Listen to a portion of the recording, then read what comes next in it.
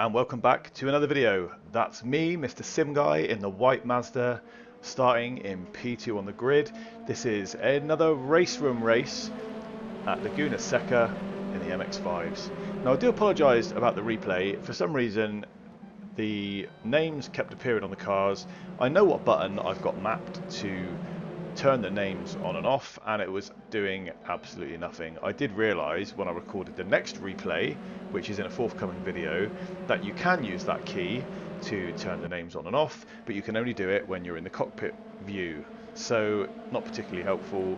Maybe they'll work it out, I don't know. Anyway, I wanted to share this race with you because it was amazing. I enjoyed it. It also made me angry as hell, and if you wait till the end you'll see why. I was in first place until I wasn't. So I got a really good qualifying time, and as you know from the previous video, you can set a qualifying time and it lasts you the whole week. So I worked really hard on it, and in this race I started P2 on the grid, which was great, and there was a fraction of time between myself and P1.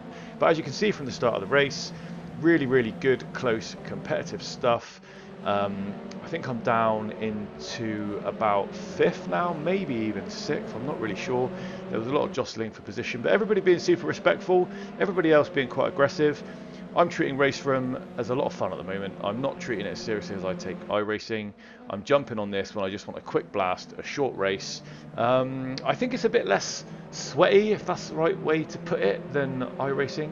So I can be in the bottom half of lots of iRacing races and really fighting to get into the top half of the field. Yet my experience with RaceRoom at the moment is that I'm generally pretty competitive at the front of the field. So I don't know if that's a reflection on the standard, whether this sim just suits me better or the cars feel nicer. But yeah, I mean, it could well be that there's a lot of new racers in RaceRoom at the moment and everybody's a little bit rookie based, and I've got a lot more experience. I don't know, but either way it's a hell of a lot of fun, but I'm not getting the ramming and I'm not getting the drama that I was sort of expecting. You can see there, I went up on 2 wheels. That guy wasn't giving up easily, but I kept up the fight. So I'm going to show the rest of this. I'm not going to talk too much because I want you to really enjoy the replay. But starting P2 was a hell of a surprise. I wasn't overly aggressive at the start, so I think now I'm in like P5. I think that the white car there is up in the lead. So I was really fighting my way back bit by bit during this race, trying to either force people into mistakes or just using the rest of the race to pick the drivers off one by one. And I eventually did get up into first place. So I want you to see the journey between now and just over the next sort of 5 or 6 laps of how I worked my way up into first place, and then I'm going to come back in and do some commentary when things started to take a bit of a downward spiral.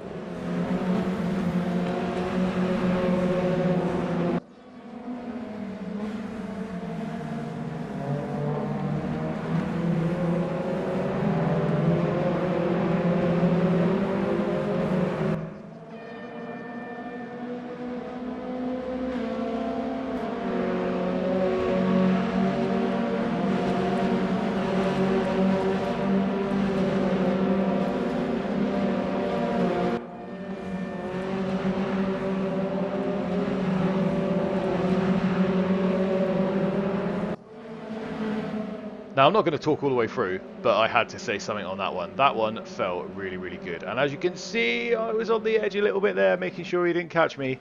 But that overtake, that little sort of out and in, sort of switcheroo, whatever you want to call it, I knew I had a good line into turn 1. I was catching him on every lap. And yeah, I just took full advantage of him going a little bit wide, nipped down the inside. So now I've got this next person in my sights.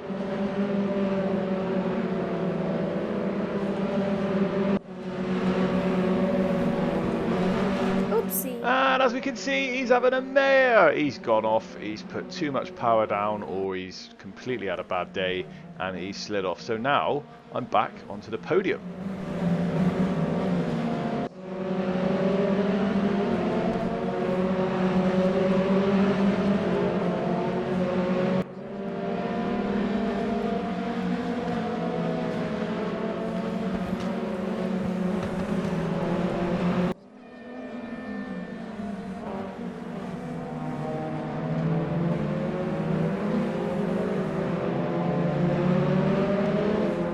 So it's quite hard to see from this angle, but while I was racing, I was definitely edging closer and closer with every lap. I was getting a good T1 and getting closer and closer, and I was also getting them through the corkscrew a little bit. Perhaps they were battling with each other and slowing each other down, but whatever was happening was working in my way, working in my favour. They don't look that close to me, to be brutally honest with you. Maybe they were as the race went on, but I was slowly running out of time. You know, we're probably we're 4 or 5 laps in to the race, or perhaps 4 laps into the race at the minute. So I don't know if we're quite sort of halfway through, but I really need to get my skates on. So yeah, I'm going to keep pushing. Enjoy the ride.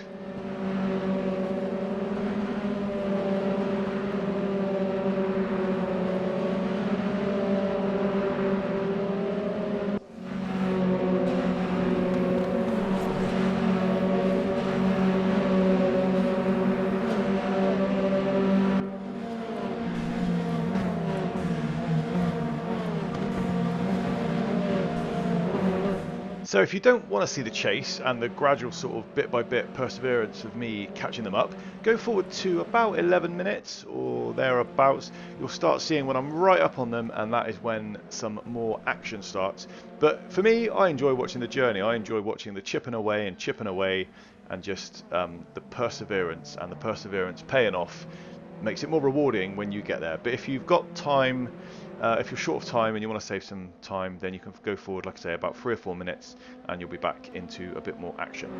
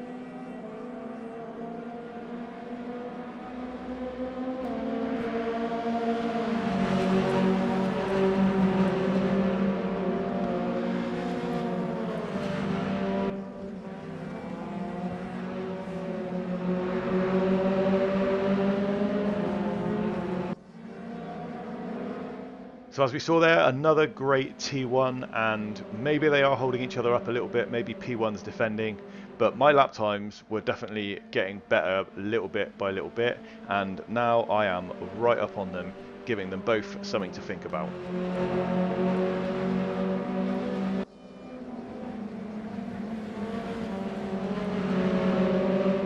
Another smooth entry into that one, nice clean exit, and I'm back on the power. P2 there, frantically trying to slipstream P1 to get an advantage, but I am right up on them going into the corkscrew at the top of the hill.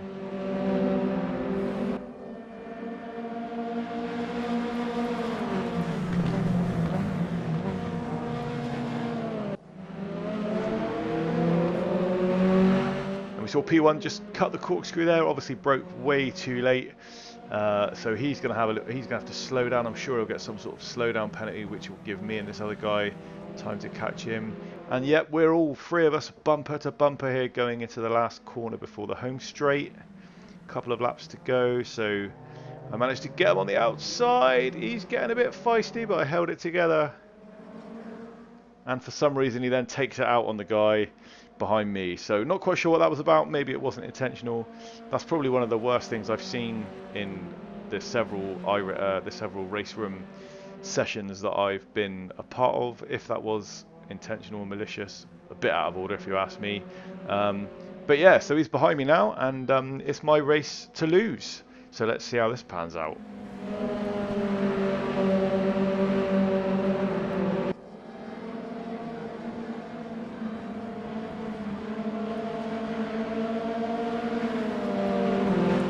You can see he's making a bit of a push. I've definitely got the pace. He's not going to want to take that line, so he's forced into going back behind me. Again, I'm holding it together, being nice and smooth, all going well. All I've really got to do is just get to the end. And bang! I don't want to replay it. I'd rather not live through it again. But that was the sound of my suspension. So I did this once before, and it's all my own fault.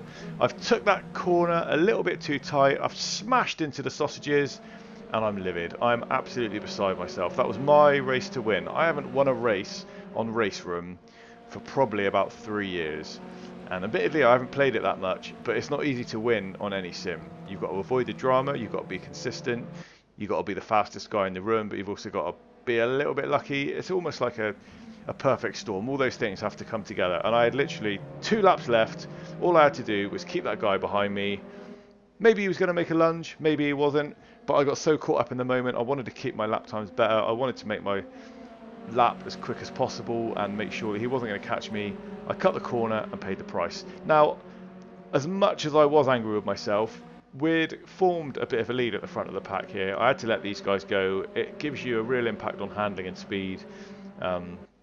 So I had no chance to be that competitive. But I knew, looking at the sort of time delta, that there was probably only about 3 or 4 cars behind me that were definitely going to catch me, and 1 or 2 that may catch me unless I did my best to hold them off.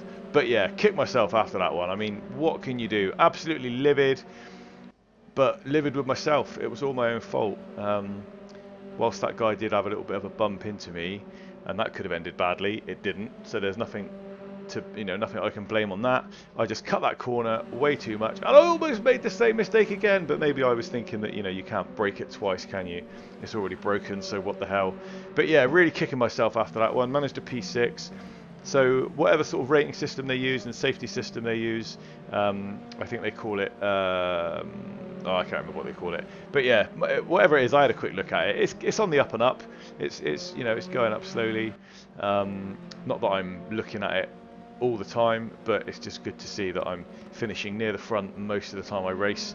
But yeah, it's just one of those things. So if there's nothing else you take away from this set of highlights, is don't cut that corner. Let me know in the comments if you've also fallen foul of that corner on Laguna Seca or any of the other sausages. Give me a warning. Are there any other tracks that I should be looking out for if I give a little bit of a cut there? Interestingly, you don't get a track cut, whereas on some corners when you barely seem to go off, I think some of the track cut warnings you get and some of the incident points you get on RaceRoom are a little bit suspect. It doesn't give you a lot of leeway on some corners when you're just touching the curb. You seem to get a cut warning. So I find it a little bit sensitive, and I'm surprised that you can go that far off and get damage, but for whatever reason it doesn't give you an off track. But nevertheless, it's not the game's fault. I pushed too hard, I cut the corner, I paid the price. But let me know what you think in the comments. There's plenty more RaceRoom videos coming your way. I truly do appreciate all the support, and if there's anything you can tell me in the comments to make my videos better, by all means. I read every single comment and reply to every single comment. I take pride in that. So we're almost at the end. As you can see, a couple more cars coming up behind me now. But yeah, I think I finished in about 6th place. So still a positive rating. I think I let these guys go past in the corkscrew. Don't want to cause an accident, make things any worse, and certainly don't want to ruin anyone else's race. But hopefully this shows that RaceRoom is definitely improving. It seems to be nicely populated with a decent amount of drivers, and there's an opportunity to have a lot of fun there. So if you haven't tried it, please do give it a go, and maybe I'll see you out on track. I have been Just Another Sim Guy. If you've made it to the end, comment with sausage in the comments so I know you've made it, and I'll catch you on the next one. Peace.